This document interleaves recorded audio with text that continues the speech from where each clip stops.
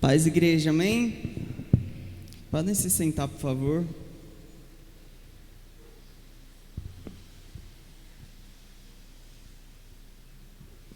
Gostaria que vocês abrissem a Bíblia de vocês em Efésios 5, a partir do versículo 3,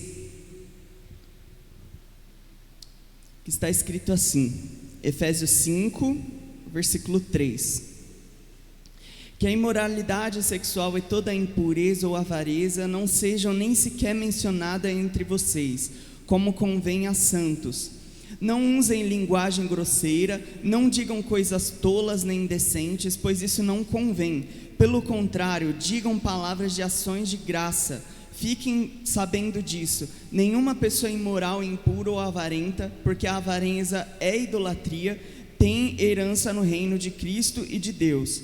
Não se deixem enganar com palavras vazias, porque a ira de Deus vem sobre os filhos da desobediência, por causa dessas coisas. Portanto, não participem daquilo que eles fazem, porque no passado vocês eram trevas, mas agora são luz no Senhor.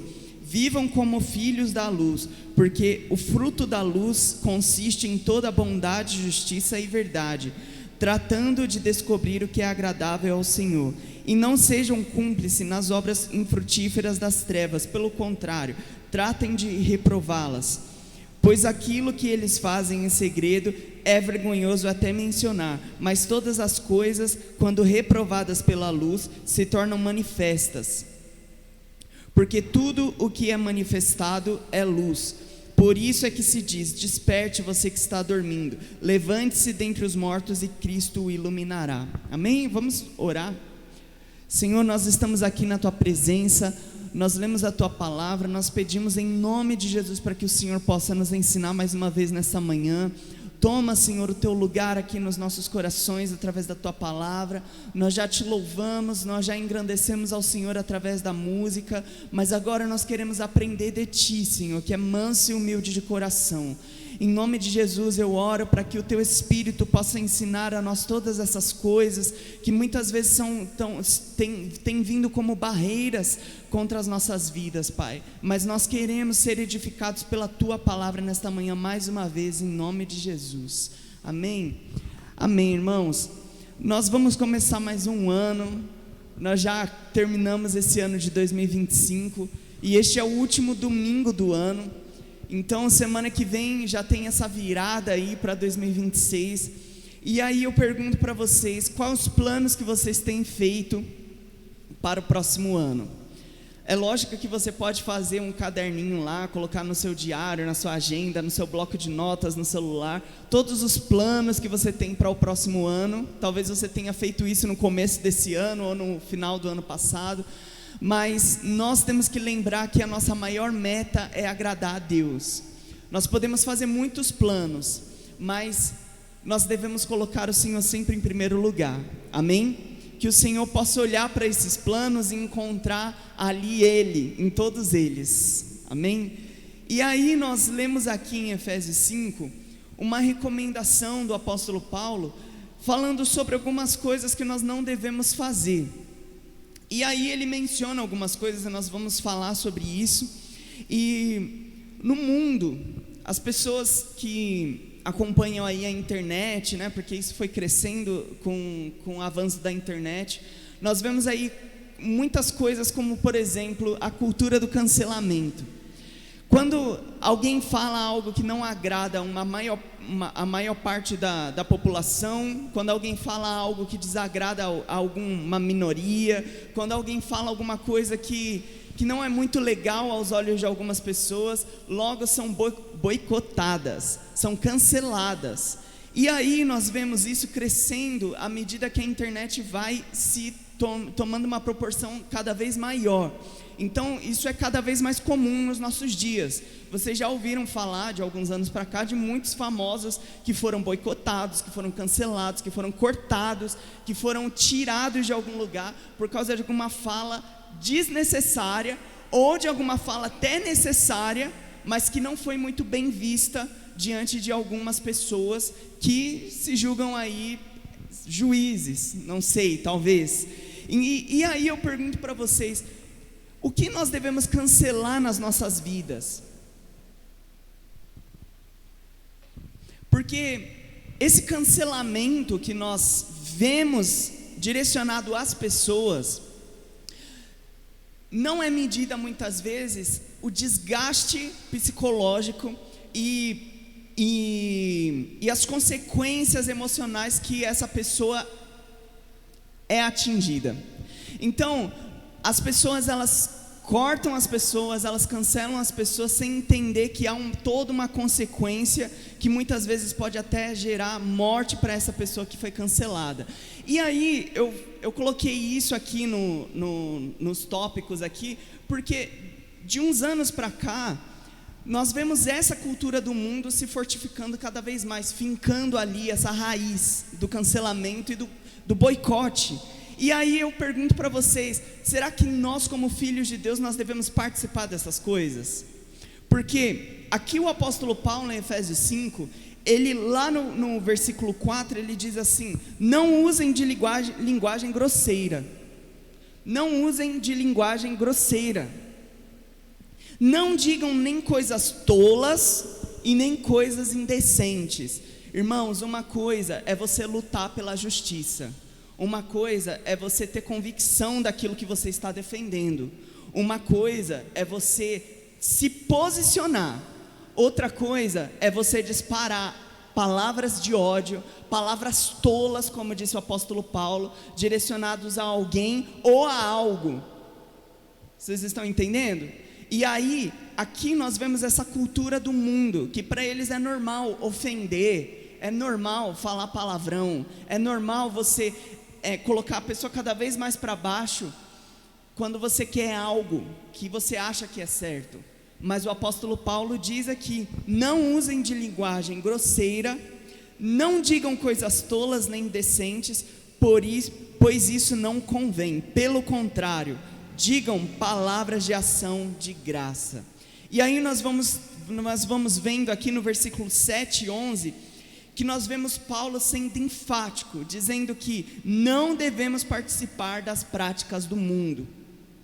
Precisamos nos afastar de tudo o que Deus reprova, e o que Deus reprova leva ao pecado. E aí Paulo cita algumas coisas. Primeiro, imoralidade sexual, que é a mesma coisa que impureza sexual.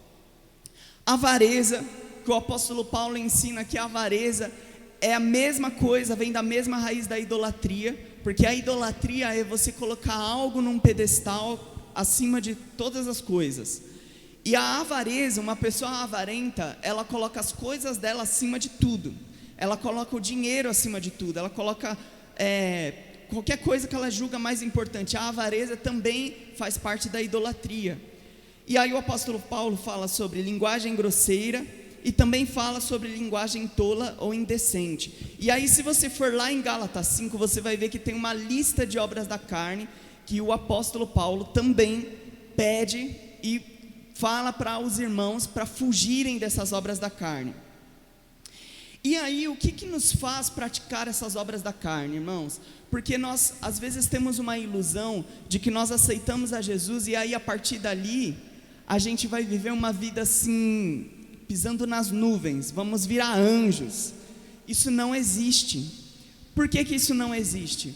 Porque a nossa vida aqui na terra, palpável, a nossa carne, ainda fala muito alto. É verdade ou não é verdade? Quando nós, mesmo tendo o Espírito Santo, quando nós somos confrontados com algo que nós não gostamos, muitas vezes nossa reação não é ser manso e humilde como Jesus nos ensinou. Nossa reação muitas vezes é a gente revidar até 10 vezes pior do que a ofensa que vem contra nós. E é disso que o apóstolo Paulo está dizendo: não usem de linguagens grosseiras, nem tolas. O que seria linguagens tolas? Linguagem tola seria uma linguagem grosseira, faz parte também, mas também faz parte, linguagem tola está ligado também a você falar demais sem propósito. Talvez você se identifique com isso, ou talvez eu me identifique com isso. Sabe aquela coisa de você falar e nada que você fala edifica? Ou você conhece alguém assim, mas eu não peço para vocês pensarem em alguém, tá, gente? Pense em você mesmo. Talvez você seja assim, talvez eu seja assim. Eu falo muitas coisas, mas a maioria das coisas que eu falo com as pessoas não traz edificação nenhuma. Você não tendo o Espírito Santo, isso pode ser normal. Normal. Mas uma vez que você tem o Espírito Santo, é necessário que você vigie nas suas palavras, para que elas sejam palavras de edificação. Lembrem-se, você quer lutar pela justiça? Você quer ser enfático? Você quer se posicionar? Amém. Seja um defensor das causas do Evangelho, mas você não pode pular esse limite, usar isso como grosseria, usar isso como desculpa para ofender as pessoas, usar isso como desculpa para pisar nas pessoas, porque não é isso que o Evangelho defende. Amém? Vocês estão aqui comigo? Glória a Deus. E o que nos faz não cair nesses pecados? Você pode falar bem alto comigo assim: é necessário vigiar. O que é vigiar, irmãos? Nós falamos muito sobre oração. Nós falamos muito que devemos orar, que devemos ter um relacionamento com Deus. Mas eu quero dizer para vocês que oração orar e vigiar está lado a lado. É como se fosse um avião, as duas hélices do avião: orar e vigiar. Orar e vigiar. O crente que ora muito, glória a Deus, você tem um relacionamento com o Senhor. Mas o crente que não vigia, ele cai em pecados e cai em ciladas do inimigo. Ele cai em ciladas porque ele não vigia, por não vigiar, ele nem percebe que essas ciladas chegam até ele. E nós vemos muitos cristãos caindo em ciladas porque não vigiam. Talvez oram, glória a Deus, oram quando acordam, oram quando vão almoçar, oram quando vai dormir, oram aqui na igreja. Pode até ser uma vida de oração, mas a vigilância faz você ter sabedoria. A vigilância faz você saber quais passos você deve dar, aonde você deve pisar, aonde você deve entrar e quando você deve sair. Então a vigilância é necessária. Eu não vou focar tanto em oração, eu vou focar na vigilância, porque a vigilância nos ajuda a não cair em pecado. Jesus disse para os discípulos vigiarem, e é lógico que ali nós vemos um contexto literal até. Ele fala para eles ficarem acordados, fiquem acordados, atentos, quando Jesus ali foi orar no monte. Mas para nós isso simboliza algo muito profundo. Jesus nos ensina no dia a dia nós vigiarmos na nossa vida espiritual, emocional e até mesmo física, porque a vigilância vai nos ajudar a sermos equilibrados na vida. Amém?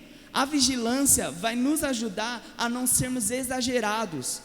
Se você já passou por um momento assim, de se sentir exagerado em alguma coisa, no sentido de eu sou crente, então eu vou ser enfático nisso, não pode isso, não pode aquilo, não pode não sei o que, não sei o que, não sei o que lá, e você saiu batendo em todo mundo que você achava que estava errado. Talvez foi um momento da sua vida que você não vigiou, porque você não precisa ser desequilibrado dessa forma.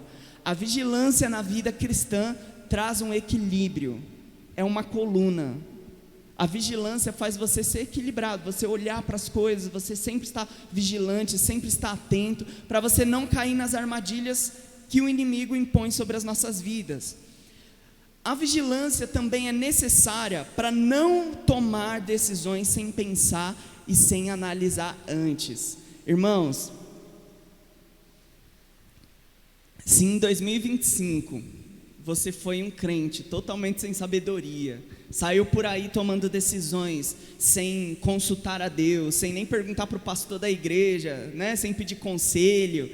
Você que é filho, esqueceu que tem pai, saiu tomando decisão aí achando que você sabe tudo. Em 2026 Deus te está dando a chance de você vigiar, de você ser mais cauteloso, de você saber onde pisar, de você encontrar segurança nos conselhos. Sabe o que a palavra diz em Provérbios? Que na multidão de conselhos há segurança. Então você vai tomar uma decisão, não saia da sua cabeça achando que eu já sei o que fazer. Vai perguntar antes de tomar decisão, irmãos. Não mata ninguém perguntar as coisas. Questiona, vai atrás de saber se aquilo ali que você está pensando é algo bom, é algo ruim para a sua vida, porque talvez seja algo bom agora, mas e o seu futuro? Talvez aquilo ali traga consequências irreversíveis para a sua vida no futuro, e você agora totalmente assim empolgado, entusiasmado, talvez até cego, está aí animado pensando em tomar essa decisão precipitadamente. Lembrem-se, oração e vigilância andam lado a lado, amém? A vigilância também te ajuda a tomar cuidado com suas próprias fraquezas. O diabo conhece nossos pontos fracos. Você nunca vai ser tentado naquilo que você não sente prazer, satisfação. Gente, o diabo conhece seus pontos fracos. O diabo existe bem antes de nós. Ele sabe muito bem aquilo que nós queremos, aquilo que nós desejamos e aquilo que vai nos destruir. Vocês lembram lá no Éden, o que ele ofereceu para Adão e Eva, para a primeira mulher e para o primeiro homem? Ele foi no ponto fraco deles. Ele foi no ponto fraco da mulher. Ele não ofereceu qualquer coisa, ele ofereceu aquilo que brilhava aos olhos dela. E é isso que Satanás faz todos os dias para nós. Ele oferece esse fruto que brilha diante dos nossos olhos. Não é algo assim que, eu não dou muita importância. Não, o diabo vai oferecer algo que vai brilhar, que você vai olhar e você vai cobiçar aquilo, você vai almejar aquilo, e ele conhece o seu ponto fraco. E cada um de nós tem um ponto fraco, irmãos. Eu tenho um ponto fraco, e eu me conheço no meu ponto fraco. E você conhece o seu ponto fraco? Talvez seja o dinheiro, talvez seja a mentira, talvez seja a soberba, você talvez seja uma pessoa muito orgulhosa, não gosta que as pessoas te revidem, falem algo contra você, ou talvez você é uma pessoa que tem uma inclinação para um pecado mais escandaloso, e aí você tem que ficar mais afastado daquilo que você sabe que é perigoso para você. Cada um de nós tem um pecadinho que o diabo sabe que aquilo ali vai te satisfazer, mas eu creio que em nome de Jesus, o poder do Espírito Santo em nossas vidas é muito maior do que qualquer tentação que Satanás impõe sobre nós, amém? Vocês creem nisso? E aí a vigilância também te ajuda a não falar demais. Lembra que eu falei que o apóstolo Paulo nos ensinou a não entrarmos em conversas tolas, a não falarmos sobre coisas tolas, coisas ofensivas, coisas sem propósito? A vigilância vai te ajudar a ser um crente sábio, amém? E vai filtrar também as pessoas que você conversa ou conta segredos e anseios. Então a vigilância é muito importante. E aí o perigo para nós está em negarmos o poder e a importância da vigilância nas nossas vidas. Eu quero falar agora sobre o excesso de confiança. Se tem algo que nós devemos tomar cuidado, é quando nós nos encontramos confiantes demais. A Bíblia tem muitos versículos que falam sobre nós confiarmos em Deus. Tem um que é assim, universal, que quase todo crente conhece: maldito o homem que confia na força do seu próprio braço. Maldito o homem que confia na força do seu próprio braço. O que isso quer dizer? Que se você confiar em você mesmo, sem a dependência de Deus, você vai ter muitas coisas ruins na sua vida. Mas se você depender de Deus, você pode ter certeza que Ele vai cuidar direitinho de você, da sua família e de tudo que você faz. Se você ouve muitos testemunhos aí dizendo que Deus abençoou, que Deus fez isso, que Deus fez aquilo, vai perguntar para essa pessoa o que ela fez. Provavelmente ela orou em primeiro lugar, ela pediu orientação do Senhor, ela não fez as coisas baseadas na mente dela, e segundo, ela confiou em Deus. E eu digo um terceiro: seguir os princípios que a Bíblia já ensina, porque os princípios que a Bíblia ensina são fatídicos, assim, para nós sermos bem-sucedidos em tudo que realizarmos.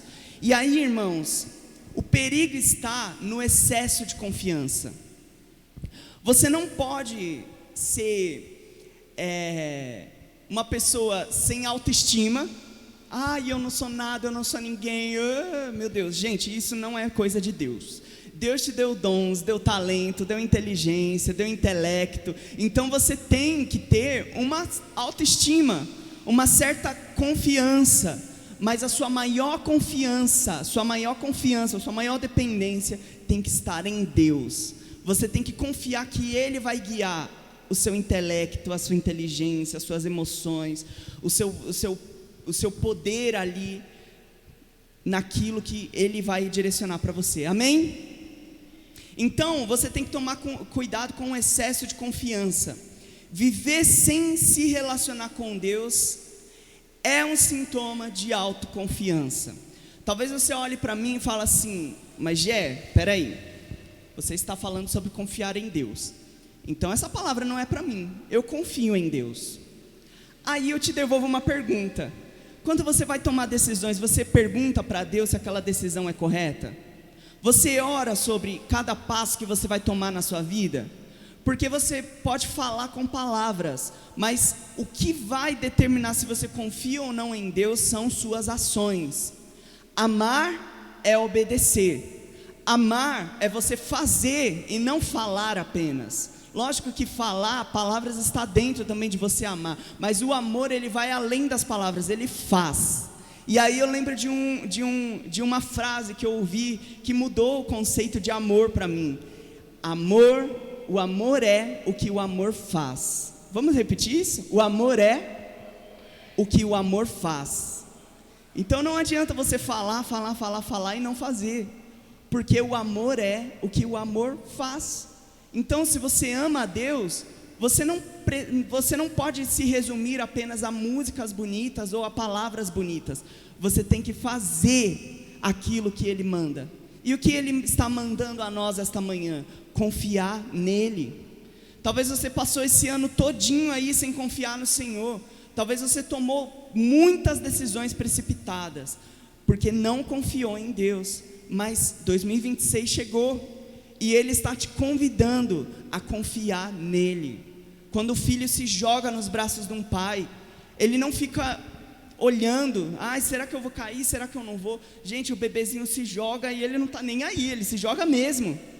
É assim que nós devemos fazer. Jesus nos ensinou: se vocês querem entrar no reino de Deus, vocês têm que ser como crianças. E aí vem esse princípio da confiança. Seja como criança, totalmente dependente do Pai. Porque se o Pai, como Jesus ensinou, alimenta as aves do céu, dá brilho e cor à natureza, quanto mais aos seus filhos, a qual Ele ama incondicionalmente. Ele te ama, amém? Então você pode confiar nele. Não, mas talvez a minha vida sem confiar em Deus seja bem melhor, eu tenho medo de Deus não dar aquilo que eu desejo. Irmãos, a palavra diz: deleite-se no Senhor e Ele satisfará o desejo do seu coração. Se o seu coração estiver alinhado aos desejos do Senhor, você pode ter certeza, deleite-se, descanse no Senhor, e Ele satisfará os desejos do seu coração, amém? Glória a Deus. E aí o apóstolo Paulo diz lá em Efésios 5,14, continuando a leitura do início: por isso é que se diz: desperte, você que está dormindo, se levante dentre os mortos e Cristo te iluminará. Portanto, tenham cuidado com a maneira como vocês vivem, e vivam não como tolos, mas como sábios, aproveitando bem o tempo, porque os dias são maus. Por esta razão, não sejam insensatos. Olha o apóstolo Paulo falando sobre sabedoria, e ele ainda fala: tenham cuidado para não viver com a maneira que vocês vivem. Ou seja, vigia, irmão, para você não viver de qualquer jeito. Aleluia. Por essa razão, não sejam insensatos, ou seja, malucos, sem sabedoria, mas procurem compreender qual é a vontade do Senhor. Amém? Você pode aplaudir a palavra de Deus?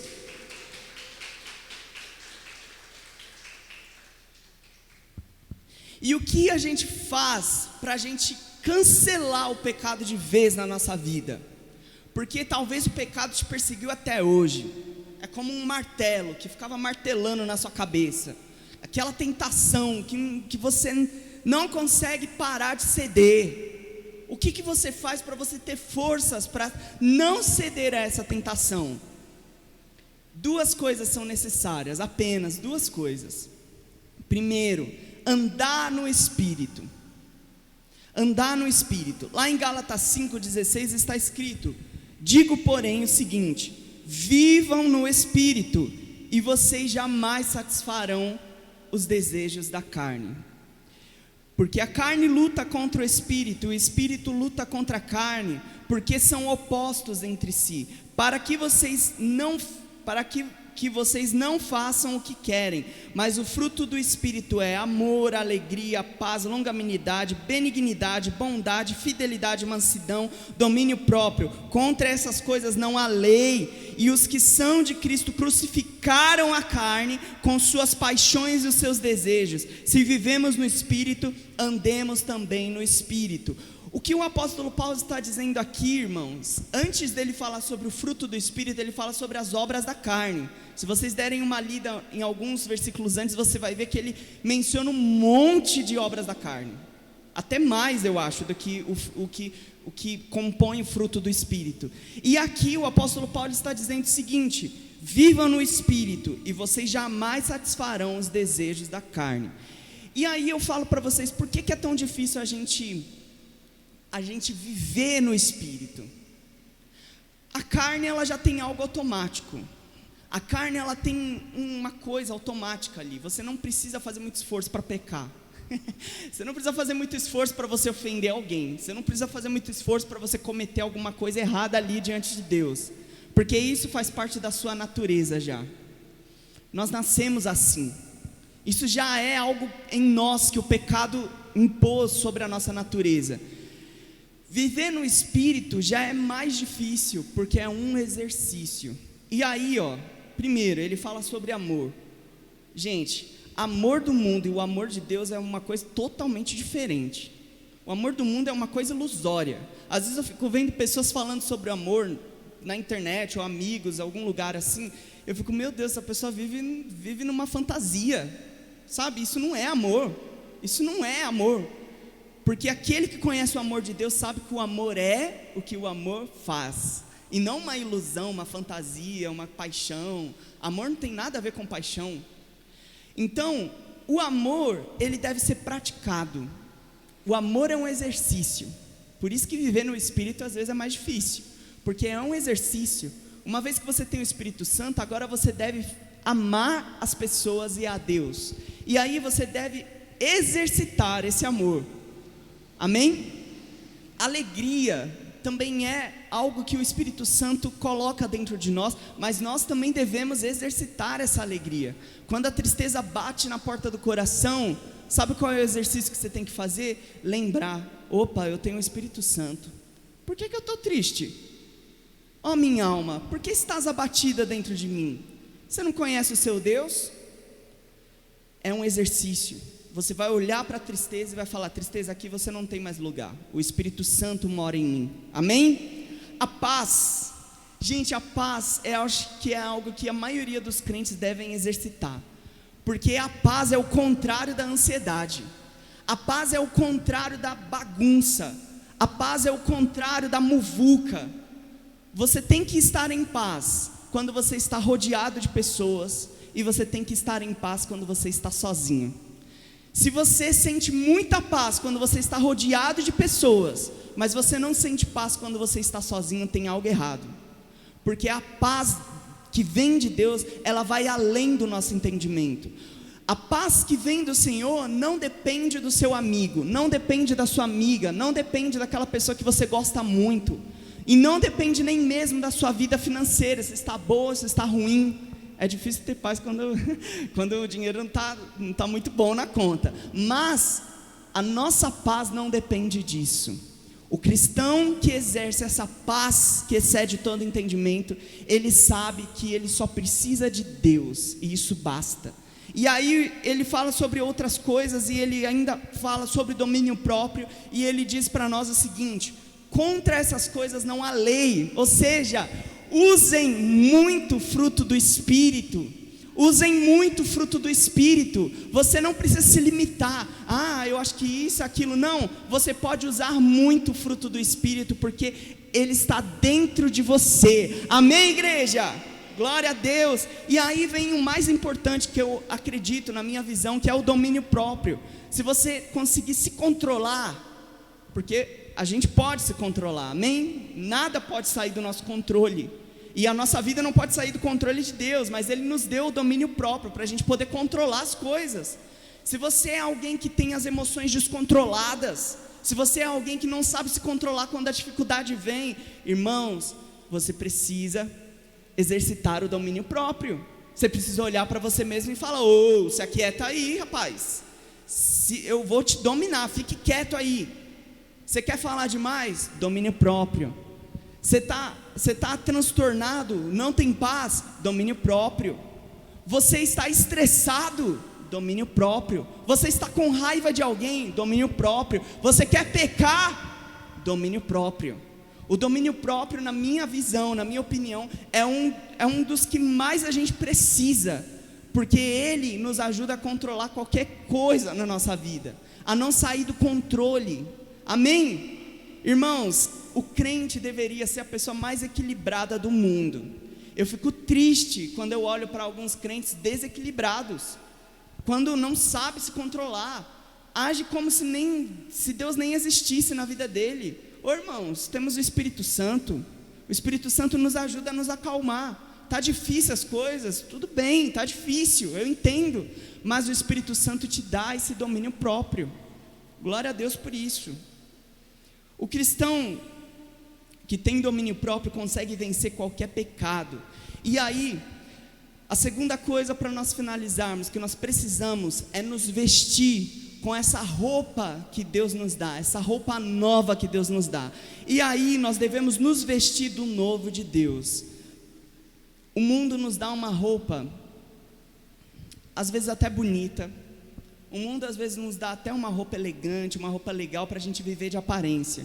Mas aí o tempo vai passando e essa roupa vai se desgastando. Essa roupa vai ficando velha, ela começa a se tornar trapos. Só que a roupa que vem de Deus é uma roupa eterna. Tanto é que se você ler lá o Apocalipse, em outros tantos lugares da Bíblia, você vai ver que essa roupa, lavada e remida pelo sangue de Jesus, é a roupa que vai te dar o acesso à eternidade. Amém? É a roupa que não vai se desgastar. Glória a Deus. E aí, se vestir do novo é você viver como Paulo disse aqui em Efésios 4:24, que é o tema do mês até: quanto à nossa maneira antiga de viver, vocês já foram instruídos a deixar de lado a velha natureza, que se corrompe segundo os nossos desejos enganosos. Olha aí, a velha natureza, a roupa natural do homem, que vai se desgastando por causa do pecado. A se renovar no espírito do entendimento de vocês, e a se revestir, se vestir de novo, da nova natureza, se vestir com uma roupa nova, criado segundo Deus em justiça e retidão procedentes da verdade. E aí, essa roupa nova, ela é um combo, eu diria assim, porque você veste essa roupa nova, essas vestes novas, e você ganha muitas coisas boas que vêm de Deus. Primeiro, você ganha perdão e restauração. Quantos aqui querem ser perdoados dos pecados e restaurados? Aleluia! E aí nós vemos ali na figura do pai do filho pródigo, que o filho pródigo chegou até ele. A palavra diz que o pai viu de longe aquele menino que saiu rebelde de casa, e aí ele chegou até o pai, e aí o pai deu vestes novas. Ele estava ali humilhado, gente. Vocês lembram dessa passagem? O filho pródigo estava ali humilhado, comendo, desejando comer comida dos porcos, lavagem. Que nojo! O nível de humilhação que esse menino chegou.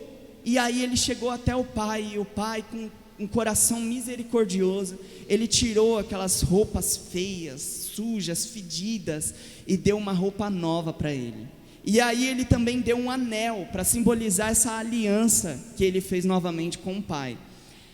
Essas vestes novas também são vestes de alegria. Em Salmos 30:11, receba aí para 2026 em nome de Jesus, vestes de alegria, está escrito assim: mudastes o meu pranto em festa, tiraste minha veste de lamento e me vestiste de alegria, para que o meu ser cante louvores a ti e não se cale. Ó Senhor meu Deus, eu te darei graças para sempre. Amém. Vestes de santidade e pureza também. Em Zacarias 3:4 está escrito: o anjo tomou a palavra e disse ao que estavam diante de mim: tirem as roupas sujas que ele está usando. E a Josué disse: eis que tirei de você da sua iniquidade, e agora vestirei você com vestes novas, ou vestes finas, como diz minha tradução.